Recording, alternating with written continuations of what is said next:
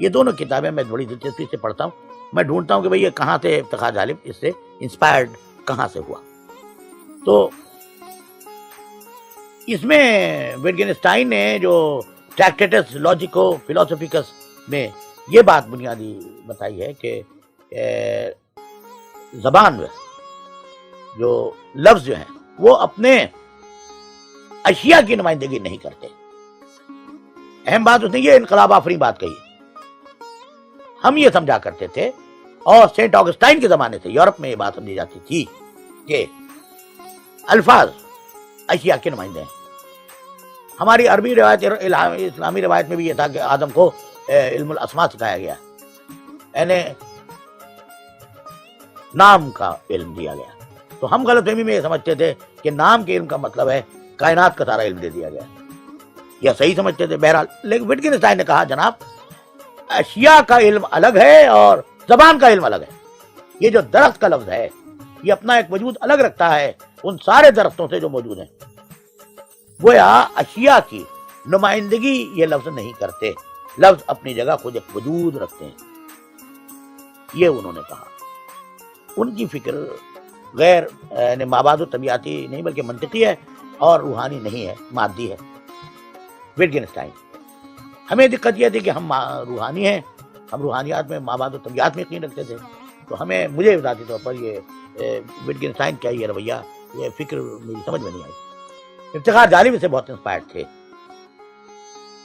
انہوں نے فلسفی میں یہ نتیجہ وٹگنسٹائن نے اخذ کیا ہے کہ جناب ساری فلسفی نتیجہ ہے رانگ گرامر کا.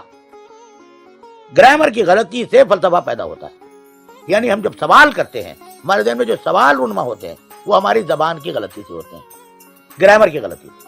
مثلا ہم یہ پوچھتے ہیں کہ مثلا ہم یہ سوال کریں کیا یہ چیز موجود ہے، ہم نے پہلی فرض کر لیا، ہونے سے کیا مراد ہے یہ معلوم نہیں. تو گویا زبان کی مسئلوں کو الجھانے اس کا نام فلسفی. یہ انہوں نے بڑا سخت حملہ فلسفی میں کیا وٹگنسٹائن. تو ہم لوگوں نے ہنس کر کہا بھائی افتخار غالب کی لسانی تشکیلات، تو اس کا مطلب یہ ہے کہ زبان کی غلطیوں کا نام شاعری ہے. جس طرح وہ وٹگنسٹائن کہتا ہے کہ زبان کی غلطیوں کا نام فلسفہ ہے، افتخار غالب کہتا ہے کہ زبان کی غلطیوں کا نام شاعری ہے. اس کی وجہ یہ تھی کہ شاعری کی ترتیب دینے کے لیے لفظوں کو اینٹ پر اینٹ اس طرح جمع کر رکھنا چاہیے جس طرح کے عمارتیں بنتی ہیں. عمارت اینٹ پر اینٹ پتھر پر پتھر رکھ کر ایک عمارت کا اسٹرکچر کھڑا ہوتا ہے. تو وٹگنسٹائن کی طرح ہمارے یہاں افتخار غالب صاحب نے بھی شروع کر دیا کہنا کہ لفظ کے اوپر لفظ جمع کر وہ ایک نظم بنائی جاتی ہے، اس کا اسٹرکچر کھڑا کیا جاتا ہے. نظم کیا ہوئی؟ ایک اسٹرکچر ہے. یہ اسٹرکچر الفاظ کو ایک دوسرے پر رکھ کر قریب لا کر رکھنے سے بنتا ہے. یہ انہوں نے نظریہ پیش کیا اور اپنی نظمیں بھی لکھی، لیکن نظمیں سخت ناپسند کی گئیں اور عوام میں بالکل مقبول نہیں ہوئی. اس کی وجہ یہ تھی کہ وٹگنسٹائن کے نظریات سے ماخوذ انہوں نے یہ نظریہ بنا لیا تھا کہ شاعری عوام کی بول چال کا نام نہیں ہے. شاعری میں جو عوامی یوٹیلیٹی ہے اس سے ہٹ کر ایک فضا ہوتی ہے. گویا شاعری جو لفظوں کو استعمال کرتی ہے وہ عامیانہ استعمال نہیں کرتی. عوامی روزمرہ کے بول چال میں جو لفظ استعمال ہوتے ہیں اس طرح نہیں ہوتے، بلکہ ان کو بول چال کی زبان سے نکال کر شاعری ان کو ایک اعلیٰ تر ماحول میں لے جاتی ہے. یہ گویا زبان کے بارے میں وٹگنسٹائن کا نقطہ نظر تھا، وہ افتخار غالب نے اپنا لیا تھا.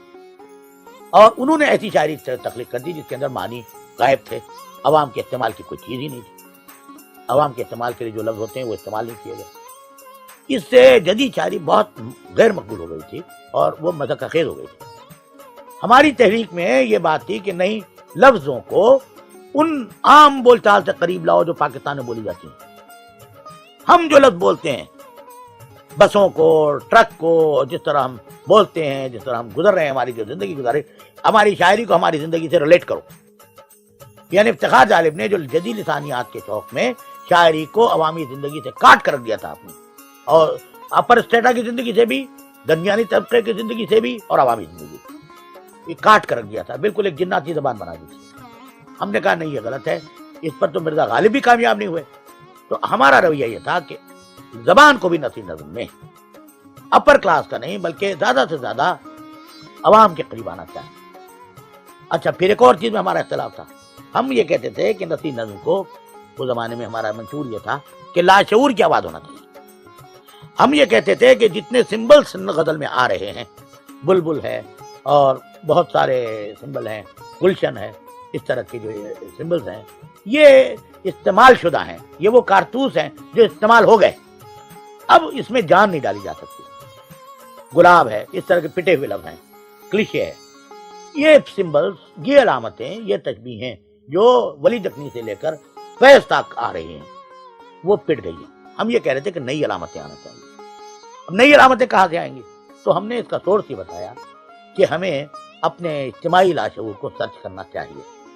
اپنے شعور کو، اپنے لاشعور کو، اجتماعی ہمارا لاشعور جو ہے یہاں سے لے کر ایران، افغانستان، سعودی عرب اور انڈیا میں جانے کہاں کہاں تک لنکڈ ہے ہمارا اجتماعی لاشعور، کیونکہ ہم نسلاً اور کلچرلی ایک ایسی پوزیشن میں ہیں کہ ایک طرف ہمارا تعلق ساؤتھ ایسٹ ایشیا تک ہے، یعنی انڈیا سے ملا ہوا ہے، دوسری طرف مڈل ایسٹ سے ہم گہرا تعلق رکھتے ہیں، یعنی بغداد سے ہمارا گہرا تعلق ہے، ایران سے ہمارا گہرا تعلق ہے، سعودی عرب تو ہمارا مکہ مدینہ گویا مین سینٹر ہے اجتماعی لاشعور کا.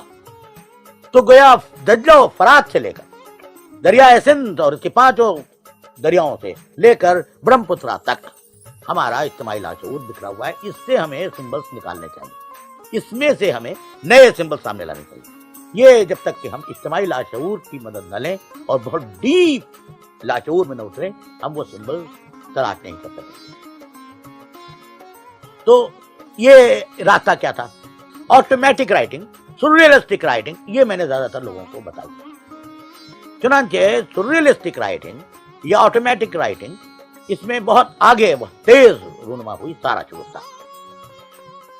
سارا شگفتہ نے سرریلسٹک رائٹنگ، وہ بہت زیادہ پڑھی لکھی لڑکی نہیں تھی، لیکن اس نے ہر جگہ مجھے استاد کہا، وہ ان معنوں میں کہ میری گفتگو اس سے یہی رہتی تھی کہ تم سارا اپنا شعور تمہارا اتنا ڈیولپ نہیں ہے، تمہارے لاشعور میں جو کچھ چیزیں جس طرح آتی ہیں تم ان کو پیش کرنے کی کوشش کرو. تو اس نے اپنے جو ایک دہشتناک زندگی گزاری تھی، ایک کربناک زندگی گزاری تھی، جو مختصر سی زندگی تھی مگر بڑی لاوے والکینک زندگی تھی، اس سے اس نے اپنے اجتماعی لاشعور تیز بہتی ہوئی حالت میں تھا لاوے کی شکل میں، اس سے اس نے اپنی نظمیں لکھی شروع کی. تو نثری نظموں کو ایک نئی قوت سارا شگفتہ کی ان نظموں سے ملنے لگی، جس میں اجتماعی لاشعور کی آواز سنائی دینے لگی. تو اب اجتماعی لاشعور آٹومیٹک رائٹنگ کے ذریعے، سرریلسٹک رائٹنگ کے ذریعے یہ ہم نے پیش کرنا، پروجیکٹ کرنا شروع کیا نثری نظم. سرریلسٹک رائٹنگ ہمارے ہاں اردو شاعری میں تھی ہی نہیں. اس سے پہلے اردو شاعری میں ایک اضافہ تھا. اب دیکھیے ہم نے کتنے اضافے کر دیے. ایک طرف تو ہم نے نثری نظم کو لکھ کر ہم نے یہ ثابت کر دیا، اور ڈاکٹر احسن فاروقی مرحوم نے ریڈیو پاکستان میں تقریر بھی کی تھی کہ جو ہمارے بزرگوں سے نہیں ہو سکا تھا بھائی وہ ان لوگوں نے کر دیا. وہ یہ کہ ہم بحر سے باہر ہم شاعری سمجھتے نہیں تھے. ہم نے ثابت کر دیا کہ بحر سے باہر شاعری ہوتی ہے. پھر ہم نے یہ ثابت کر دیا کہ نئے سمبلز اور نئی علامتیں ہمیں چاہیے، ضروری ہیں. پھر ہم نے یہ ثابت کیا کہ شاعری کو عوامی زبان کے قریب لاؤ. پھر ہم نے سرریلسٹک رائٹنگ ایڈ کی، اور گویا یہ جو راشد صاحب نے جس کا آغاز کیا تھا ایسوسیشن، فری ایسوسیشن کے مطابق یہ کیا، راشد صاحب نے اس کا آغاز کیا تھا، میرا جی اس پر چلے تھے. تو لیکن ہم نے اس میں بہت آگے قدم اٹھائے، اتنے آگے اٹھائے تھے کہ خود راشد صاحب مرحوم بہت متاثر ہوئے تھے نثری نظموں کے اس موومنٹ سے. اور جب جائزہ ہمارا رسالہ ملا تھا ان کو، تو وہاں انہوں نے لاہور میں محبوب خزاں کا بیان یہ ہے کہ اپنی تعریف بھی کی، کہا کہ مجھے قمر جمیل کی امیجز بہت پسند ہیں اور منیر نیازی کی. لاہور میں انہوں نے جائزہ دیکھا تو اتنا خوش ہوئے تھے کہ وہ نثری نظمیں لکھنے لگے. جب نثری نظمیں انہوں نے لکھی تو یہاں کراچی میں بڑا شور ہوا کہ صاحب یہ تو اتنا بڑا شاعر راشد، اور وہ ان لڑکوں کے چکر میں پڑ گیا، وہ نثری نظمیں لکھنے لگا. چنانچہ جن لوگوں کو بہت حیرت ہوئی ان میں ضیاء جالندھری بھی تھے، کیونکہ ضیاء جالندھری نثری نظم نہیں لکھتے تھے اور راشد کے بہت ماننے والے تھے. انہوں نے کہیں گفتگو میں راشد صاحب سے بھی کہہ دیا ہوگا ضیاء جالندھری کہ جناب کیا آپ نے یہ کیا غضب کیا کہ ان لڑکوں کی تحریک میں آپ آ گئے نثری نظم. راشد نے اس کا بہت برا مانا، اتنا برا مانا کہ انتقال سے کچھ دنوں پہلے جو خط لکھا صاحبہ لکھنوی کو، اس میں ضیاء جالندھری کے خلاف بہت سخت جملے استعمال کیے. کہا کہ ضیاء جو ہے وہ کافی ہاؤس کی گپ کو لٹریچر سمجھتا ہے. تو مجھ سے ضیاء صاحب نے کہا بھائی دیکھو راشد صاحب مر گئے، اب یہ کہہ کے گئے، میں کچھ جواب بھی نہیں دے سکتا. تو میں نے دل میں سوچا کہ بھائی آپ نے کہی کیوں تھی؟ بھائی اتنا بڑا جینیس اگر کوئی فیصلہ کرتا ہے نثری نظم کے فیور میں تو وہ اس کے لائف پیٹرن کے مطابق ہے. اس نے ہمیشہ ریوولٹ کیا ہے، اس نے ہمیشہ ریوولٹ کا ساتھ دیا. اگر وہ دے رہا ہے ساتھ ریوولٹ کا تو کیا برا ہے؟ یعنی وہ کوئی روایتی آدمی تو نہیں تھے راشد. تو وہ اگر جدید فکر کا ساتھ دیتے، جدید ان کو اپروو کرتے تو کون سی غلط بات تھی؟ چنانچہ وہ راشد کا برا ماننا بھی اپنی جگہ صحیح تھا، کیونکہ اتنے بڑے شاعر تھے، ہم لوگ اتنی عزت ان کی کرتے تھے کہ ہمارے لیے بڑا باعث فخر تھا راشد کا لکھنا۔ بہرحال راشد صاحب کے لکھنے سے بھی نسیم ان کو سپورٹ میں لکھی، پھر منیر عادی نے بھی لکھی اور مختلف لوگوں نے نثر نظم لکھنی شروع کر دی، یہاں تک کہ پنجابی میں بھی نثر نظمیں لکھی گئیں، گورمکھی میں بھی سنا نثر نظمیں لکھی گئیں اور نثر نظم کا سیلاب ایک امنڈ پڑا۔ لیکن یہ سیلاب مغرب سے آیا ہوا سیلاب نہیں تھا، یہ بڑی حیرتناک بات میں بتاؤں، یہ ہرگز جیسا کہ بعض لوگوں کا خیال تھا کہ یہ رامبو سے کہ سیزن ان ہیل سے متاثر ہو کر لکھ رہے ہیں، بالکل ایسا نہیں تھا۔ میں خدا کو حاضر ناظر جان کر آپ سے کہہ رہا ہوں یہ بات، اور وہ آئندہ نسلوں کے سامنے بھی بالکل سچائی سے بتانا چاہتا ہوں کہ اس وقت تک رامبو کو میں نے پڑھا ہی نہیں تھا۔ یہ جو رامبو وغیرہ کو ہم نے پڑھنا شروع کیا جب ہمارے بارے میں ہنگامہ ہونے لگا، تب میں نے اس وقت تک فرینچ لٹریچر پڑھا ہی نہیں تھا، اگر پڑھا بھی تھا تو انگریزی ادب پڑھا تھا، کیونکہ وہ انگریزی ادب پڑھنے کی روایت ہمارے یہاں تھی، فارسی پڑھا تھا، فرینچ تو پڑھا ہی نہیں تھا اور ٹرانسلیشن میں نہیں پڑھا تھا۔ چنانچہ ہمارے بارے میں کہا جانے لگا جی ہم رامبو سے ماخوذ ہیں، بودلیر سے، اور ہم نے معیار میں سے تب ہم نے ان کے ترجمے اٹھا کے دیکھنے لگے، تو حیرت میں ہو گئے کہ بھئی یہ کیا قصہ ہے کہ جیسا جس طرف ہم جا رہے تھے وہ بھی جا رہے تھے۔ پھر اس طلب جستجو میں کہ بھئی یہ ہم کیا کر رہے تھے، ہمیں دیکھنا کنفرم کرنا چاہیے کہ ہمارے بزرگ جو پچھلے تھے انہوں نے کہیں ہمیں ہماری تصدیق بھی کی ہے یا نہیں کی ہے۔ چنانچہ مجھے بڑی حیرت ہوئی، اور میں آپ سے سچ بتا رہا ہوں کہ میں نے مقدمہ شعر و شاعری دوبارہ آنکھیں کھول کے پڑھا، ایک ایک لفظ دیکھ کر کہ وہ کیا اس مسئلے پر کہتے ہیں، تب میری حیرت کی انتہا نہیں رہی جب میں نے مقدمہ شعر و شاعری میں ہی لکھا ہوا دیکھا کہ شاعری بحر میں بھی ہوتی ہے، بحر سے باہر بھی ہوتی ہے۔ یہ مولانا حالی نے لکھ رکھا ہے، اور افسوس یہ ہے کہ اس وقت تک خود میں نے نہیں دیکھا، اور ہندوستان اور پاکستان میں کسی شخص نے اس شدت سے محسوس نہیں کیا کہ اس میں حضرت نے یہ لکھ رکھا ہے۔